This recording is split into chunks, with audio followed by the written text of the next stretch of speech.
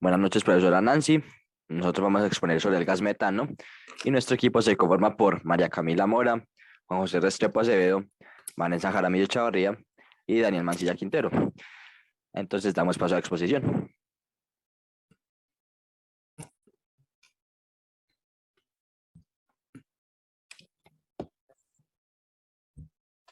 Fíjate lo que digo, pero en una sola palabra. El gas metano se obtiene por la descomposición o putrefacción de la materia orgánica y puede introducirse en la atmósfera tanto por procesos naturales como la descomposición de la materia en los pantanos, las filtraciones de gas de los depósitos del subsuelo o la digestión del alimento del ganado, o por actividades humanas como la producción de lubricantes y gas, el cultivo de arroz o la gestación de los residuos. Las principales reacciones del metano son combustión, reformación con vapor para dar gas de síntesis y halogenación. En general, las reacciones del metano son difíciles de controlar. Por ejemplo, la oxidación parcial para llegar a metanol es difícil de conseguir. La reacción normalmente prosigue hasta dar dióxido de carbono y agua.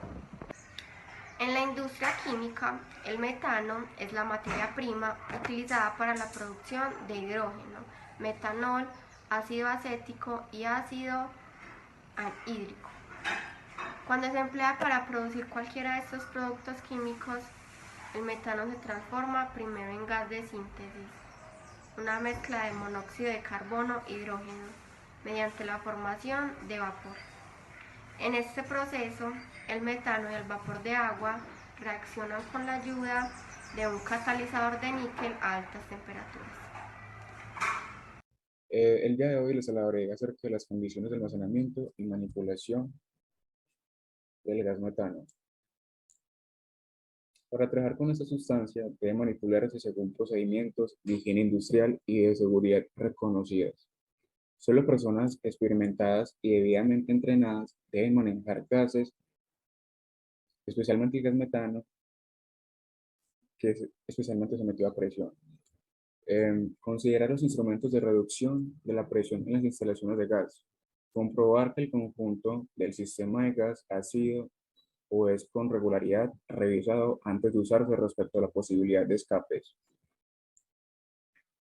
Utilizar solo equipo específicamente apropiado para ese producto. Como tal, debemos utilizar equipos de respiración autónoma cuando entren en el área a menos que esté probado que la atmósfera es segura. Asegurar una adecuada ventilación de aire, no inhalar gas, evitar la difusión del producto en la atmósfera. Proteger las botellas del gas, evitando, por así decirlo, no arrastrándolo, ni rodarlo, ni deslizar o dejarlo caer. Nunca intentar reparar o modificar las válvulas de los depósitos o los mecanismos de seguridad. No fumar y no utilizar nunca mecanismos con llamas o de calentamientos eléctricos para elevar la presión. Y nunca quitar o desfigurar las etiquetas facilitadas por el suministrador para identificar el contenido de las botellas. Ahora tenemos condiciones de almacenamiento. Los contenedores en los que están guardados las botellas de gas no se deben almacenar en condiciones que favorezcan la corrosión. Los contenedores deben ser almacenados en posición vertical y debidamente asegurados para evitar su caída.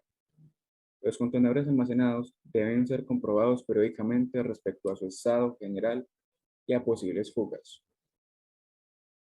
Mantener el contenedor por debajo de 50 grados en un lugar bien ventilado. Y lo más importante, almacenar los contenedores en un lugar libre del riesgo y lejos de fuentes de calor e ignición. Y por último tenemos tenerlo alejado de materiales combustibles. Usos y aplicaciones del metano a nivel industrial. El gas metano se utiliza en la industria química como materia prima para elaborar gran variedad de productos sintéticos. También se usa como materia prima para producir hidrógeno, metanol, ácido acético y anhidro acético.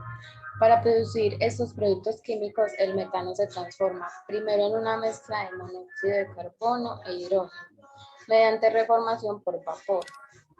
Este también ha sido utilizado como una fuente de energía alternativa donde su poder calorífico oscila en las 5.500 kilocalorías por metro cúbico. Se utiliza como combustible en las turbinas de gas o en generadores de vapor. Y por último, se emplea como combustible para la calefacción y para cocinar, y en estos casos se le llama gas natural. Es una presión y una temperatura crítica de un gas.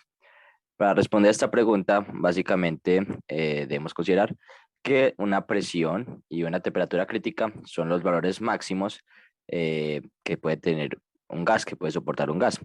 Por ejemplo, la temperatura crítica del gas metano en este caso es una temperatura de 190.55 Kelvin, lo que sería el equivalente a menos 82.6 grados Celsius. Y la presión máxima, la presión crítica del gas metano es de 45.44 atmósferas aproximadamente.